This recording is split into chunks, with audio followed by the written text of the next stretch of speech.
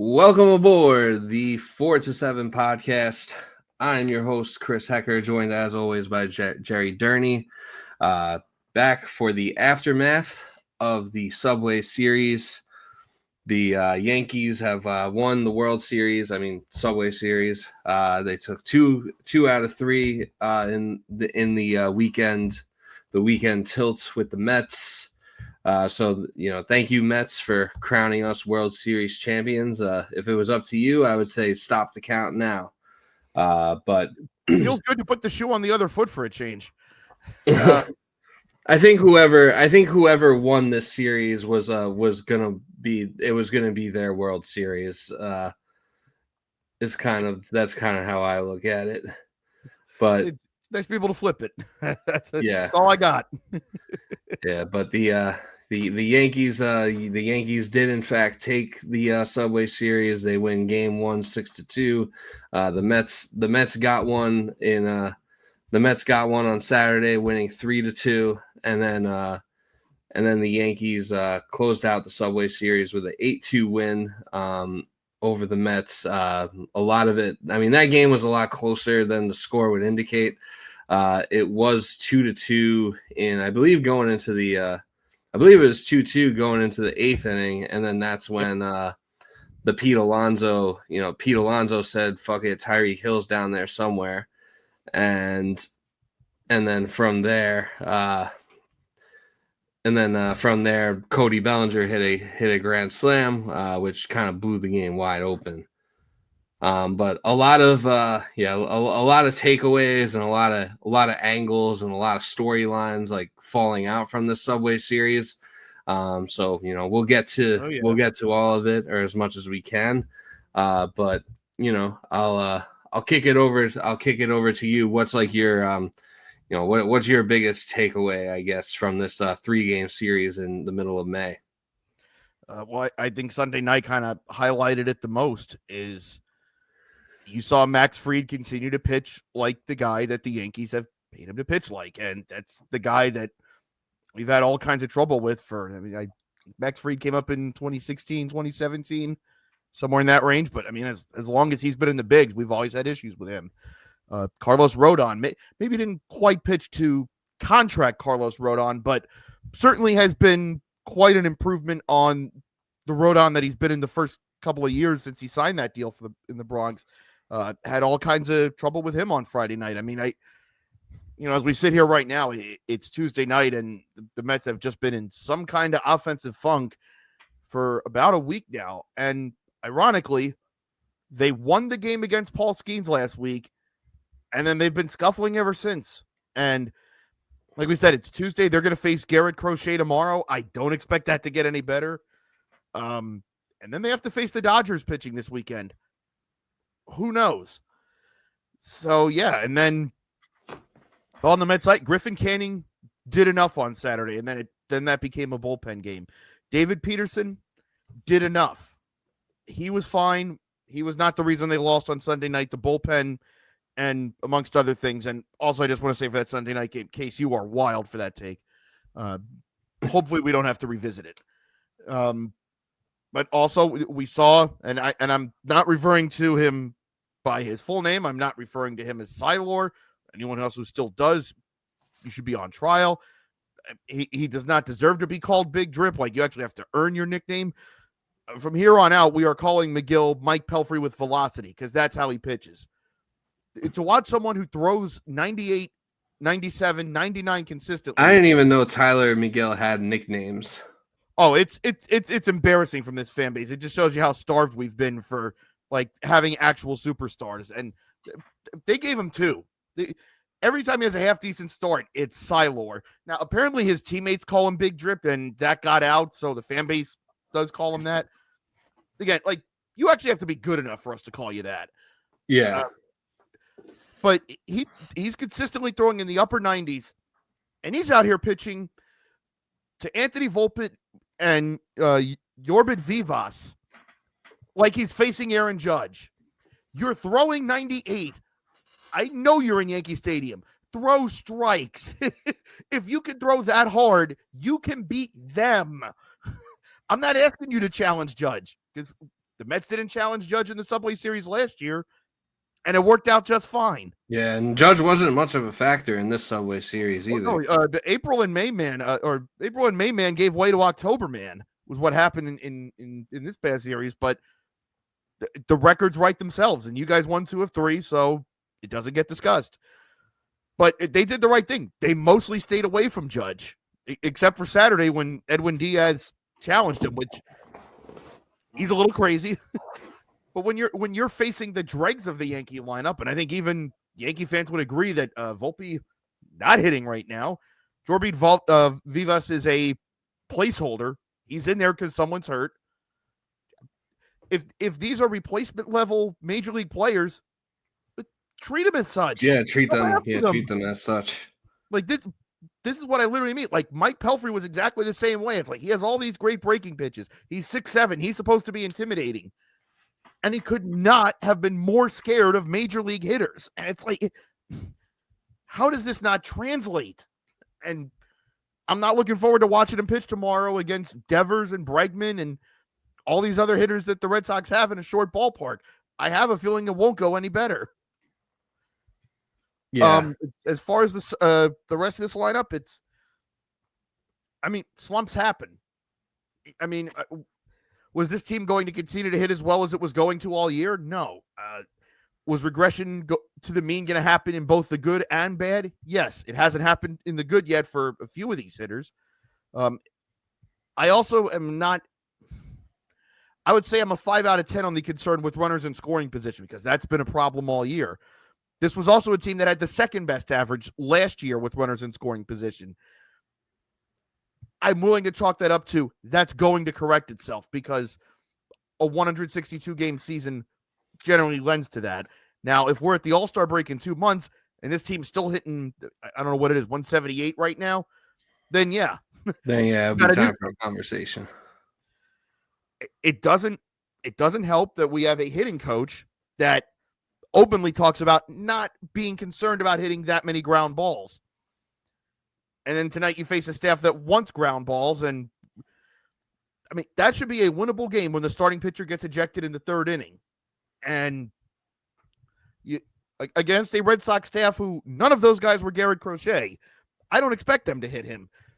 The rest of that staff has been very hittable for the rest of the league. That should have happened.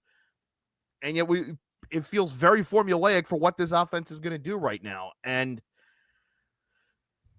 someone did point this out on the timeline tonight. Everyone was screaming for Chili Davis's head in the first half in 2021, and they did it, and that offense only got worse. So sometimes you have to be careful what you wish for, but I ascribe to the Kevin Lewis idea of hitting.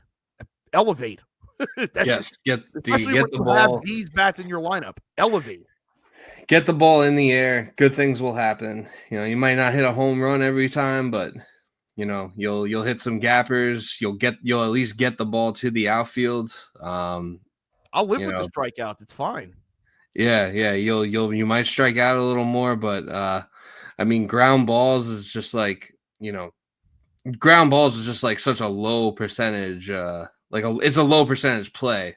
Like you're basically, if you're hitting the ball on the ground, you're hoping it finds a hole. And the way, even though the shift is like not the shift anymore, these players and these coaches have enough scouting and enough information to know how to line up when you're hitting ground balls to make sure that most of them don't find a hole. So that is going to, I would say it's going to catch up with you, but it seems like it's already caught up with you. But that's gonna, if that continues, then, and that continues to be a problem, then, you're going to continue to see the offense be underwhelming, and it's an offense that should be anything but underwhelming. So yeah, I definitely understand the frustration there. From the Yankees standpoint, I would say, obviously, I think it was I do think it was important for them to, if not win the Subway Series, at least show up for it. Obviously last year we got swept and most of those games were not close. So, it felt like, it did feel like, it felt like they were just kind of getting embarrassed last year. So I think it was important for them to to have a good showing this series, and they did.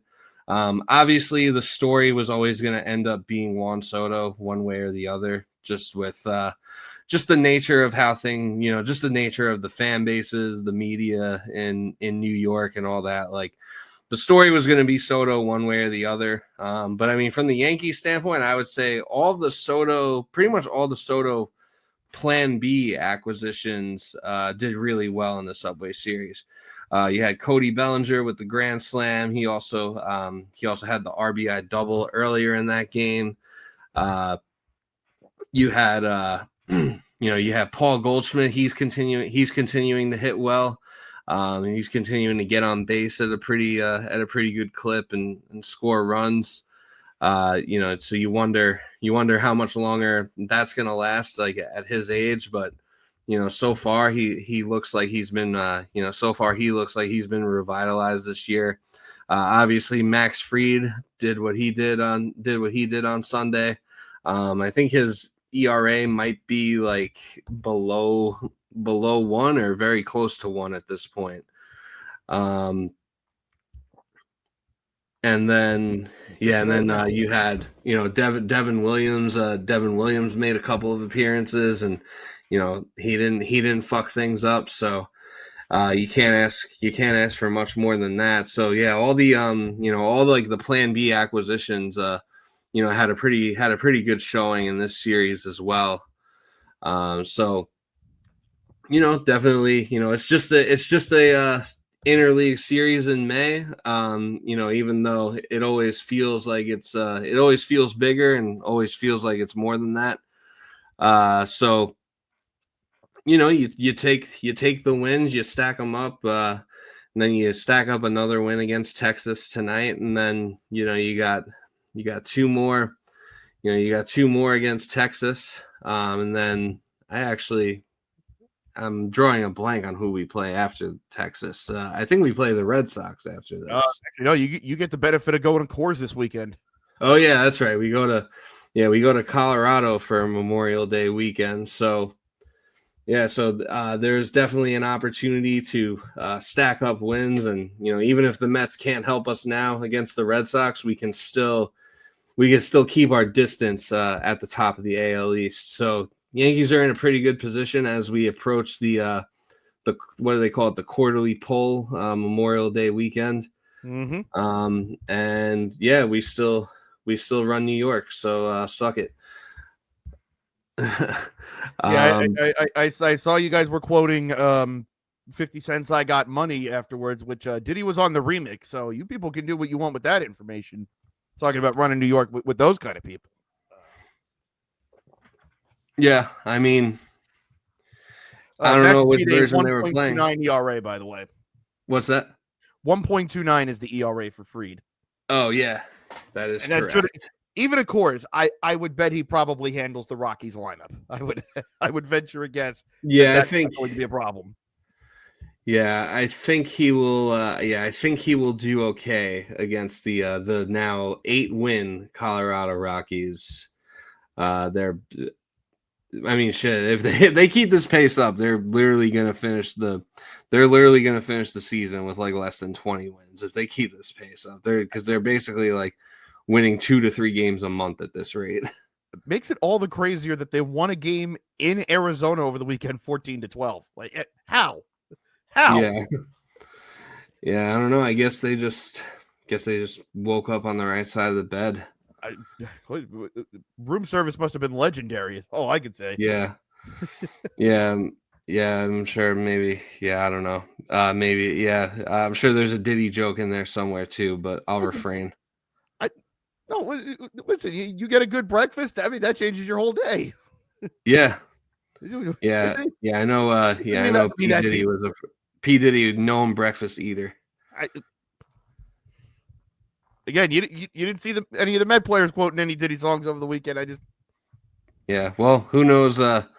Who knows what they would have done if they had the opportunity, if they would have won. But I guess you never saw any pictures of any Met franchise legends out in public with Diddy and the woman that he abused smiling. There's a gentleman on your wall that did though. On my wall? Yeah. Which one? There's a picture of Derek Jeter just grinning like the Cheshire Cat next to Diddy and Cassie Ventura. That's out there. Yeah. Well, this is all I got. This is yeah. You gotta go. I was taught to stay low and keep firing. That's the only way to live. No, I respect it. You gotta do what you can do. And I mean, yeah, I can't really I can't really defend that behavior, but the numbers got to stay up because it's it's we're representing the brand here. That's true. That's true. It's for the brand. One other point that I was reminded of while you mentioned last year's series, and that is that, needless to say, I think we caught you guys at a good time last year during those two series. And it's one thing that I do think Met fans, I don't know how much solace that we should take from this, but Juan Soto was on the Yankees last year, and there was a 2-month stretch where the Yankees looked like they'd all just met each other for the first time and were playing baseball for the first time. Yeah, and Juan Soto was included in that too. Right. And even Judge has his even Judge with who should be going for his 4th MVP in a row if not for the wall at Dodger Stadium. But even Judge has his even outside of the October the October jokes.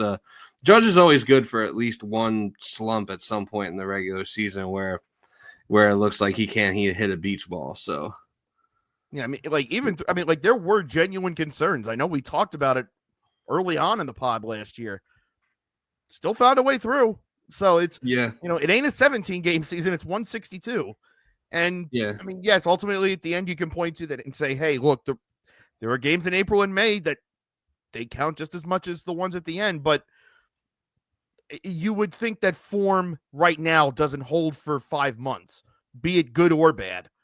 So even for as much as this offense is collectively struggling right now, I expect that to change as much as it might annoy me right now. Yeah, it is kind of so it is kind of strange. And I remember we were talking about it last week. So the Mets play the Pirates before the Yankees.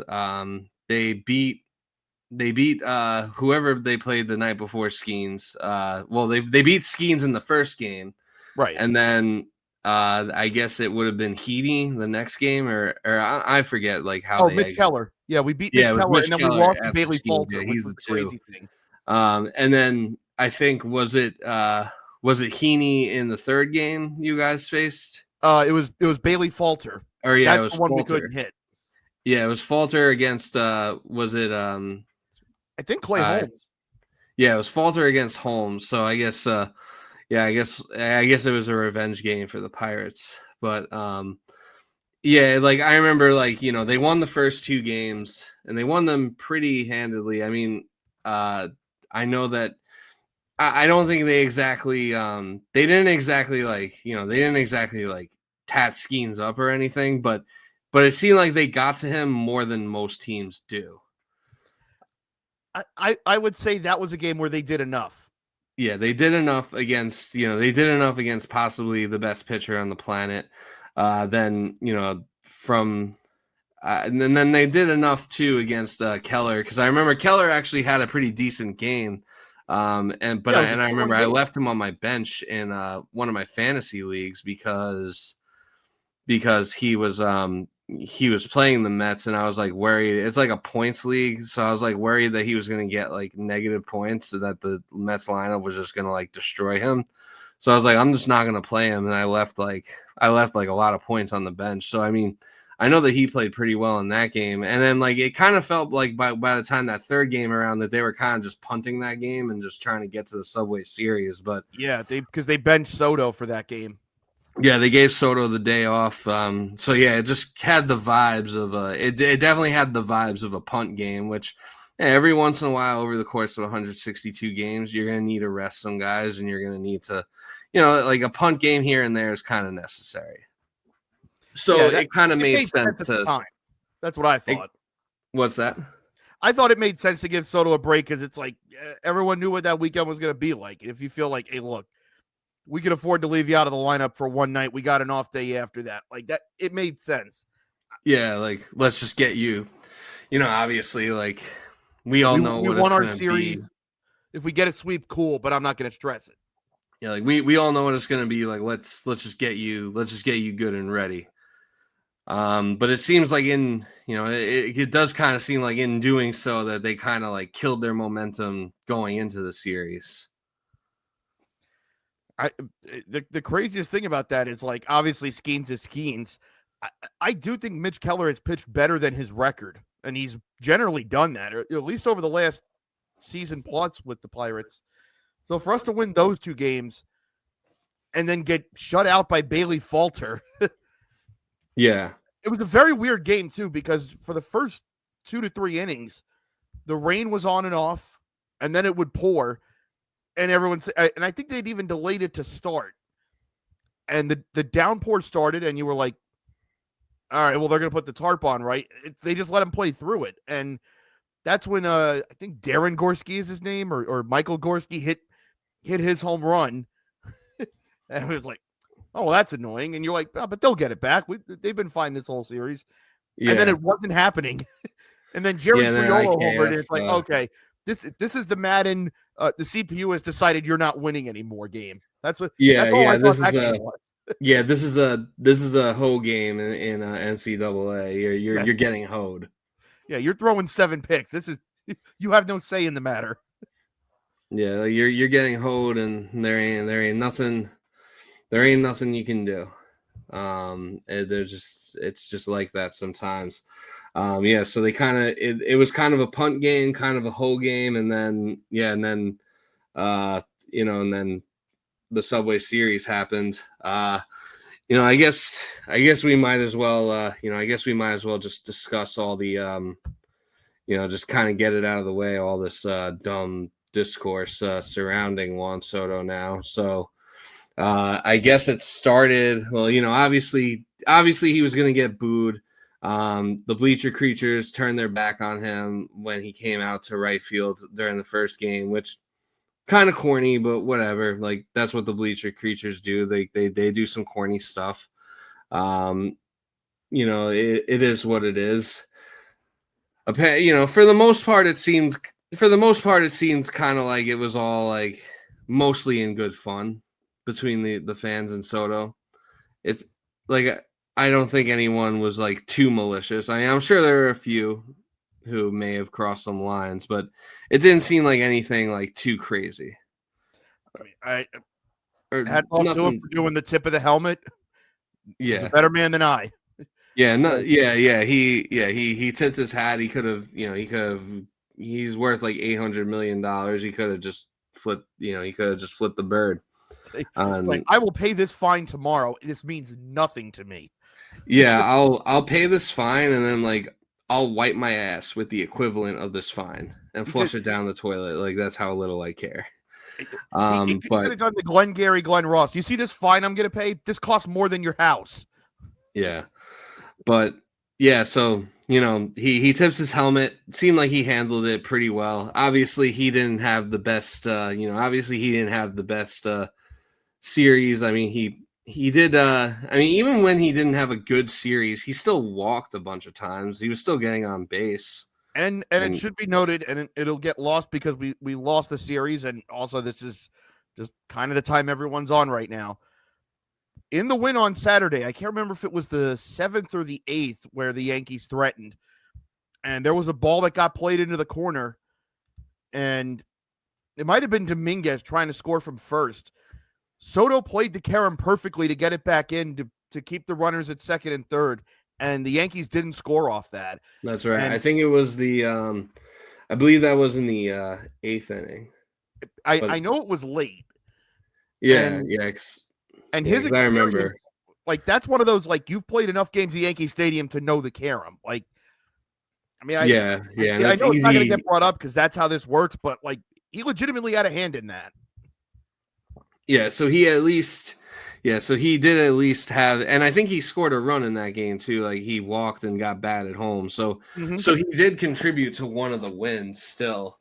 But. Yeah, so Saturday wasn't too bad of a day, and then it seemed by Sunday that it seemed by Sunday that all the noise and everything, maybe he was getting to him a little bit. I mean, he bailed on his ESPN mic'd up inning like right before the game.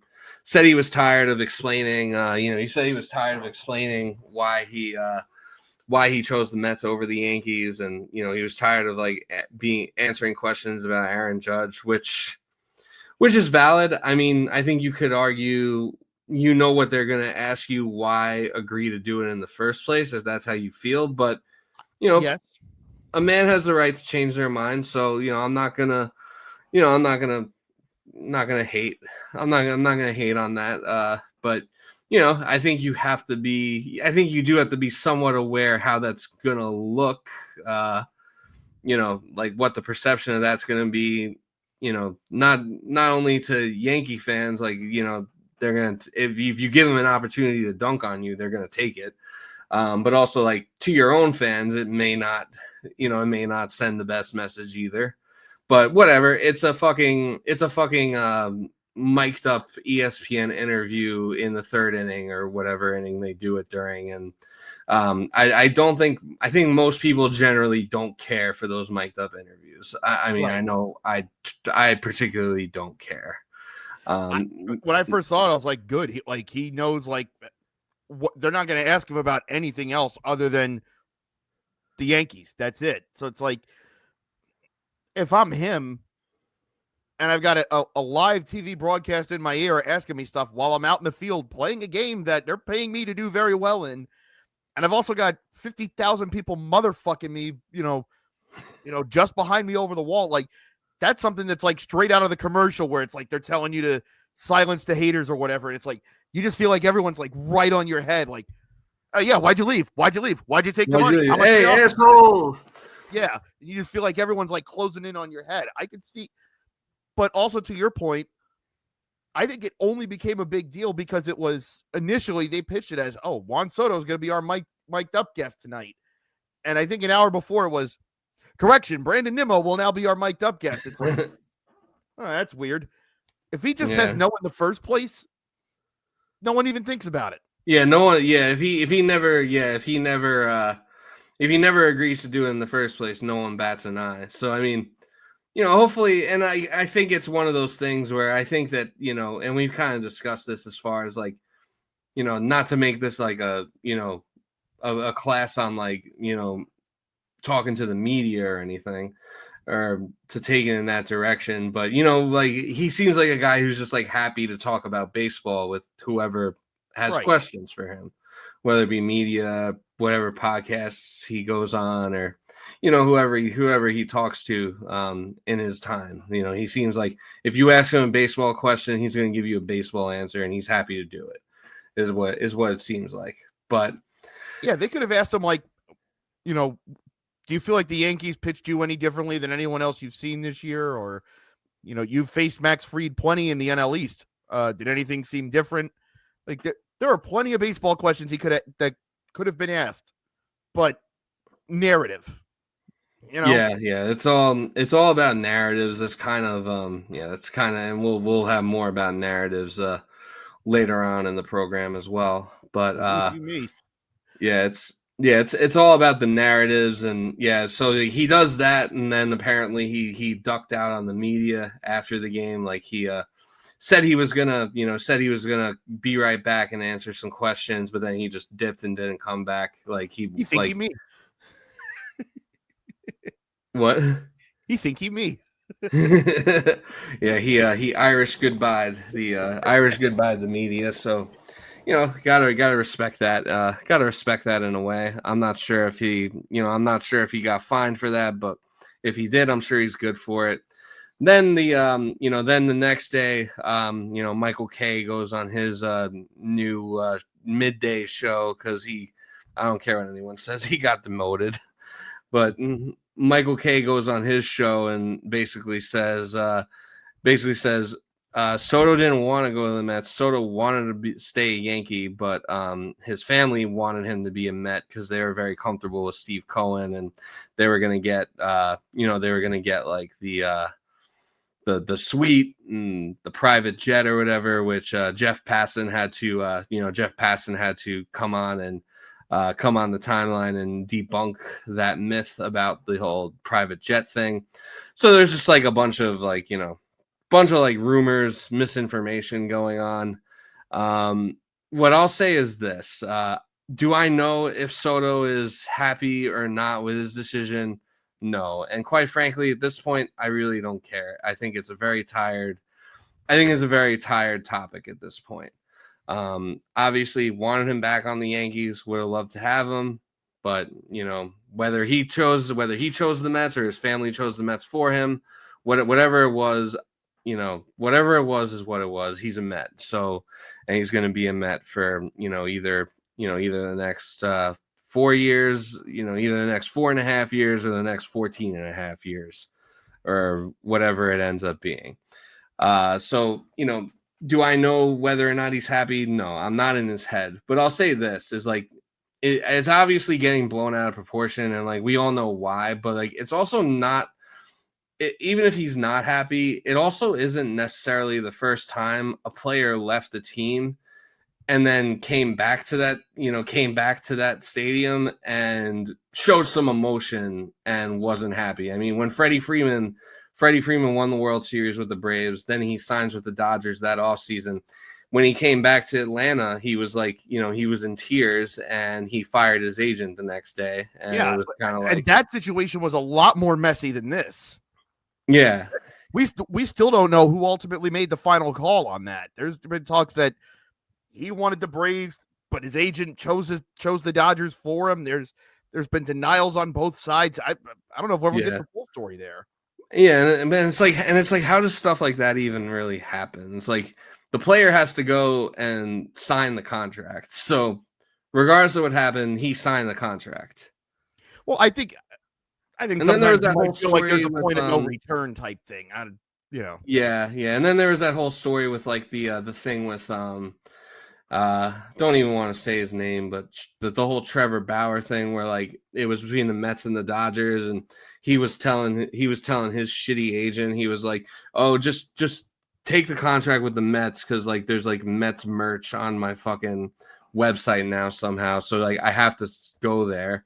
And then she's like, no, like if you want to be a Dodger, we're gonna make you a Dodger. So there's always Chris, you have to put helium in your voice before you impersonate her. I was like just not even gonna try. Unfortunately, there are no balloons nearby, so I can't really do a proper Rachel Luba impression. Those two are like two of the worst people in the world, but that's just kind of like I hate to even bring them up. That's just kind of a situation that that's kind of like one of those situations where it's like, where a player is signing somewhere and it seems like there's someone else or something else influencing the decision other than like what they actually wanted to do. I mean, hell, this isn't even the worst case of it with the Yankees being involved. Like the A-Rod trade that wasn't, Yeah, the A-Rod trade that wasn't with the Red Sox. So who really knows? But it's not the first time it's happened. I mean, he's going to adjust. I mean, I don't think Freddie Freeman's too, I'm sure maybe Freddie Freeman wanted to stay in Atlanta at the time, but I'm sure at this point, I doubt he is too upset about the way things have turned out. No. He gets to play in a lineup with, with two other Hall of Famers at a bare minimum. And in all likelihood, probably sealed his Hall of Fame case last October. In all likelihood, sealed his own Hall of Fame case. I mean, he lives in California. The weather's nice, so I mean, I'm sure he's, I'm sure he's chilling. And I think if Soto did have any second thoughts, or if the body language is saying like that he didn't. If the body language seems like, oh, he's not. I mean, I would say out of everything, like of all the Soto noise and drama, I'd say the only thing that might be a little concerning is like the not running hard out of the box stuff. Yeah, and I'm generally not someone that's going to harp on that because it's like I don't know what they're dealing with. Like, Yeah. Like on one hand, it's like we know about some injuries, but like there's stuff that guys carry that it never gets out. Yeah. Like, I mean, who knows? And it's It's like never on one a good hand, look. I'm not going to defend that, but yeah, on one hand, it's like you're getting paid $800 million. Like you should be able to run, you should be able to run hard.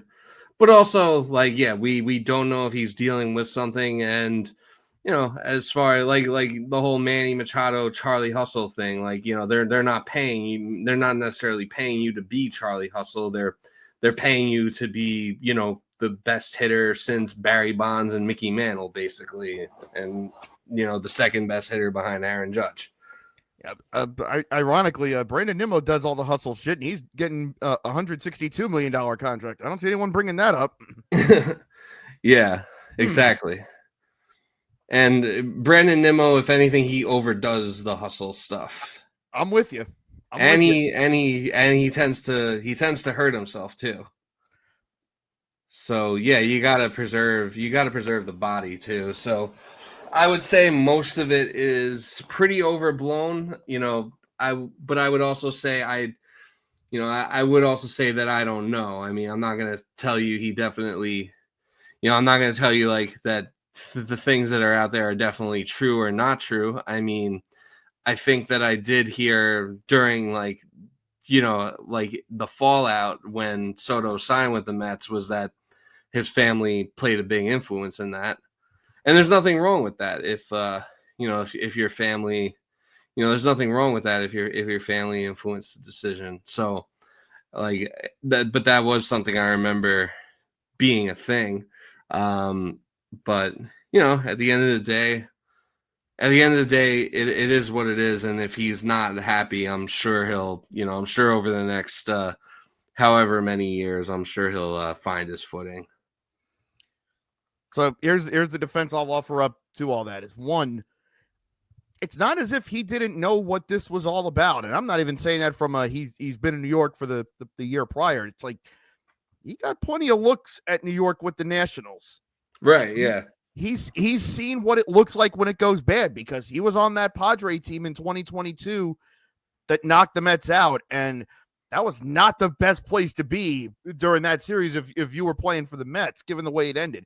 So he sees what it looks like when it goes bad. So this wasn't like he got to San Francisco or LA and it's like, hey, wait a minute. Actually, he would have known about San Francisco. It's not as if he showed up in Minnesota and was like, hey, wait a minute. I didn't know it was going to be this hard. What the hell am I doing here? He'd had plenty of experience with that.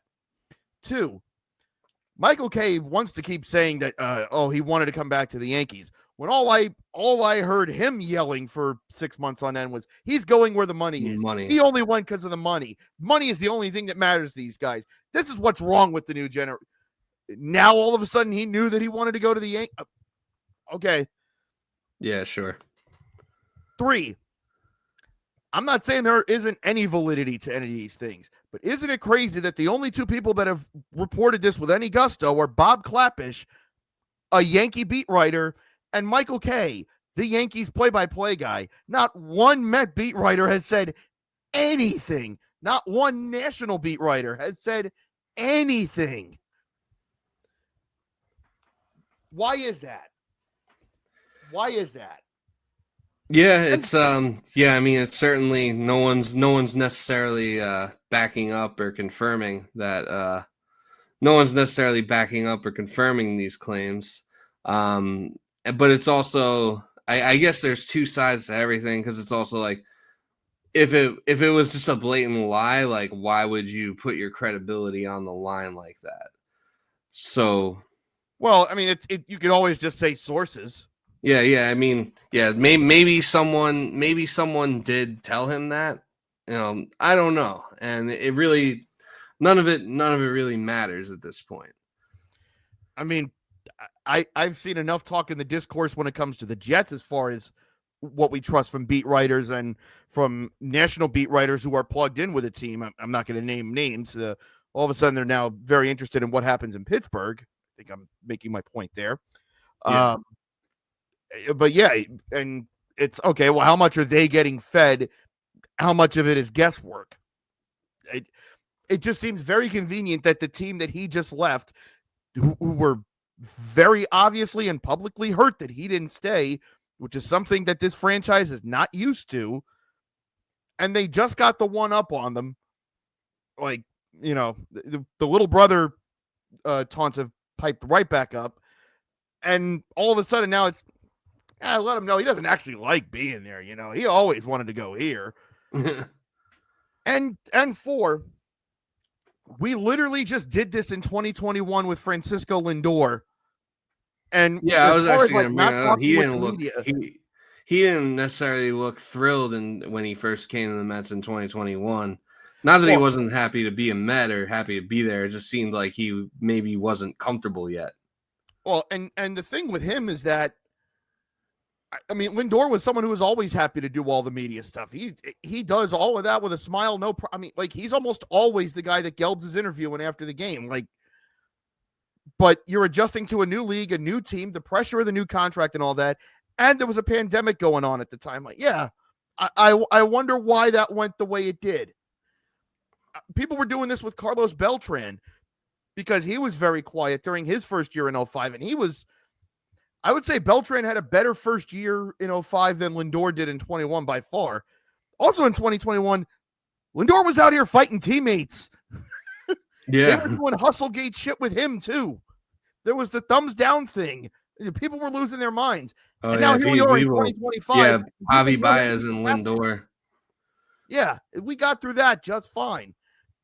And in 2005, Beltran didn't really talk with the media a whole lot then, and he was much more of a reluctant type. He was never the one that was really in front of the camera. He was the guy who would do all the production. He would let his play do all the talking, but he's not the one that you're selling the season tickets with.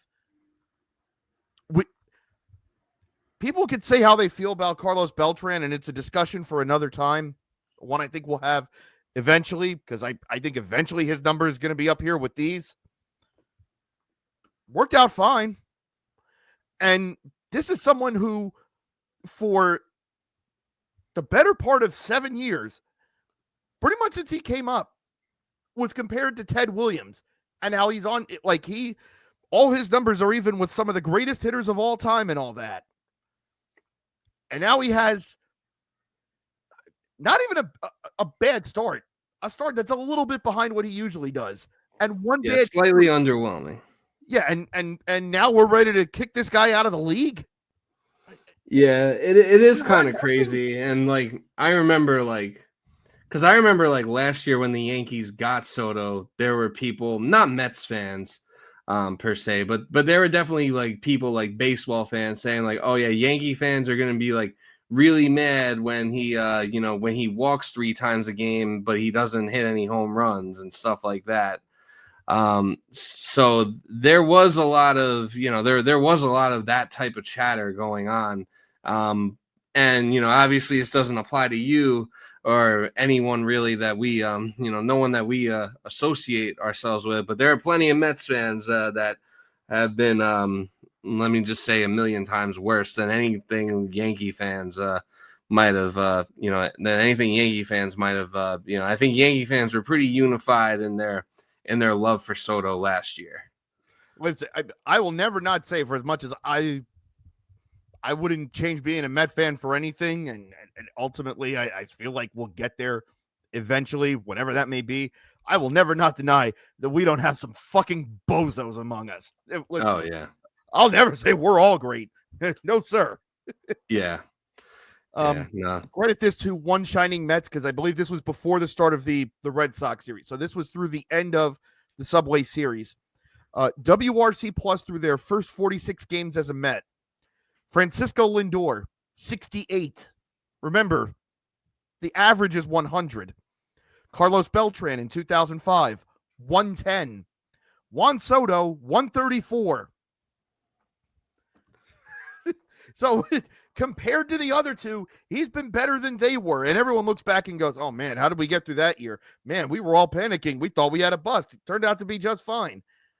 So his first 46 is better than those two were. And we're still acting like it's the end of the world. Yeah. They're a half game, or actually they're now a game and a half out of first as I say this because the Phillies won tonight. I just keep going back to the fact of I watched last year unfold the way it did. And again, I'm not saying it's going to be that. But I can't sit here and say after game 48, well, that's just determined when we've still got 114 of these to go. None of this is set in stone for 4 more months. Absolutely not.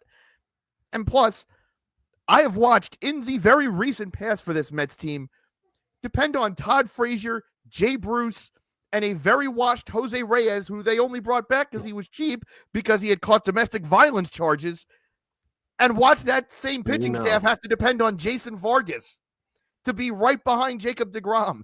So am I panicked about this? No. I'm not predicting anything. I'm just saying I've seen so much worse very recently.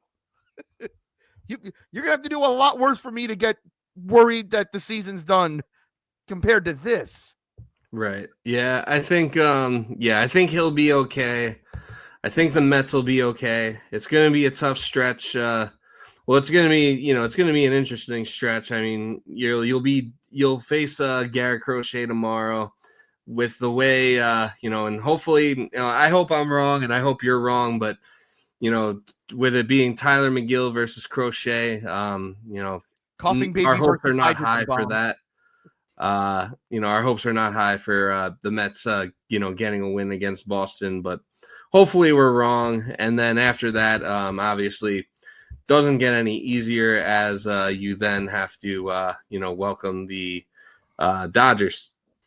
Yeah, the Dodgers to town. So and then we have to have the return trip a week after that. So then you play the Dodgers in LA the following week, and I think sandwiched in between there you got some games against the White Sox and the Rockies. So you're either playing the best of the best or the worst of the worst for the basically for the rest of this month.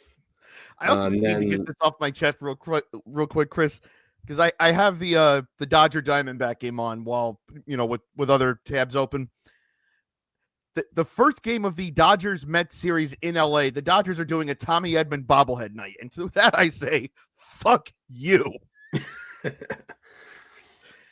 Not you, Chris, but Oh yeah, no. I mean, I take Tommy Edman bobblehead night as a fuck you to me too. Yeah. I think it's a fuck you to both of us actually. Do you guys go there this year, or do they come to you? I think we go there, but I forget when, because I think they came. Because I think they play, like, when we played each other in the regular season last year, that was at Yankee Stadium. So I'm pretty sure we play in LA. Yeah, that would flip. But I'm not entirely sure when, but I think it's sometime in like July or August, maybe. So, like, if you guys go there and they have like a first game of the series, it's a Freddie Freeman Grand Slam bobblehead. On general principle, you order that off eBay. Yeah, it wouldn't surprise me. That thing to a bottle rocket. Yeah, it wouldn't surprise me. I mean, a few years ago, the Yankees played the Pirates, and the first game of that series was Bill Mazeroski bobblehead day, which it's hard to even really get mad. It's like, of course it was. There's 78-year-old Yankee fans watching this. Goddamn son of a bitch. God, yeah. That was the one. My grandfather never got too fired up about too many baseball topics, but he used to piss him smooth off that Bill Mazeroski was in the Hall of Fame and Gil Hodges wasn't. That pissed him off for a long time. He's like, he had one hit. Nobody would remember anything about him if he didn't hit that. He wasn't that good. Yeah, like I think most people agree, like, because I think I brought up the question of some of my pals who are Pirates fans. I think I brought up the question, like, would Mazeroski still make the Hall if he didn't have that walk-off home run? And pretty sure most people agree, like, no, he wouldn't. Yeah, it's like, then you look at it, it's like, all right, he's got a bunch of gold gloves, and it's like, okay, he wasn't terrible, but, like, also he wasn't the best player on that team. He's probably wasn't the third best player on that team. Like, he would just be someone who was on a World Series winner. But yeah, no, and I mean, I guess Gold Gloves probably have more merit back then than they do now, but like Right. Gold Glove is also kind of like it's kind of like a popularity contest in a lot of ways.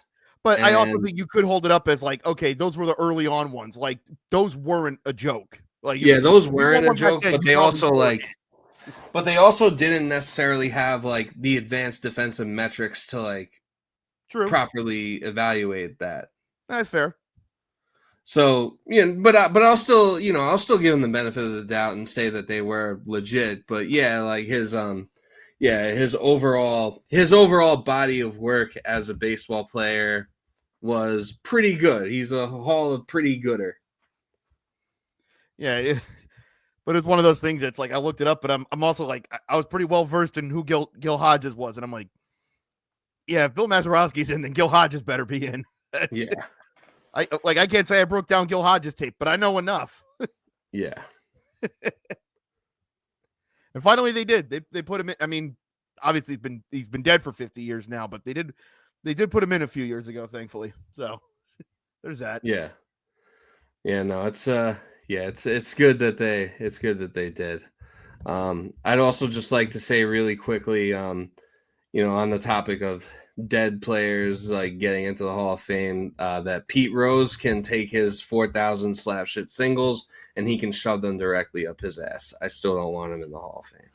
Yeah, I mean, I feel like we made this pretty clear when we talked about it in the offseason. Yeah. But especially the means through which this just recently happened. Yeah, all the way out of here. Yeah, And to add to that, if we're doing this, then I never want to hear about the character clause with steroid users ever again, because we're just cool with all of that. Yeah, exactly. Like, at least with the Shoeless Joe Jackson stuff, from what little I know, the whole thing that they made him sign, and he may have been illiterate, he may not have known what he was doing. Like, I'm willing to hear you out. I'm not saying it's a perfect defense, but all right, let's look at it. With Pete Rose, like, we have everything on the record, and not to rehash what we did in November, but he denied it for 15 years, only fessed up to it to sell a book, still would undermine his fellow players on their day of induction by signing stuff for money down the street on the day of induction. And we haven't even touched the sexual assault allegations for which he would not address at all and was pretty glib about it too. So yeah, don't like any of this. Yeah, and it wasn't just sexual assault either. It was children. So that, and I know Terry, that makes it fucking worse. And I know that I said on the when we had this in November, which is like, yeah, if you want to put him in, fine, because he's dead, so he doesn't have his day. And I do stand by my stance of that at the time. But the way that we got from point A to point B on this and knowing what's happened in the meantime, yeah, not cool with it. Yeah, just ain't it at all. But yeah, I know. So I think we I think we got I think we did a good roundup of this Subway series, and getting us up to speed with the Mets and the Yankees. So I think this might be a good point to take a quick pause, cut this portion of the episode off, and then we're gonna come back and we're gonna talk about a couple of other things. So thank you all for listening, and we'll be back after this.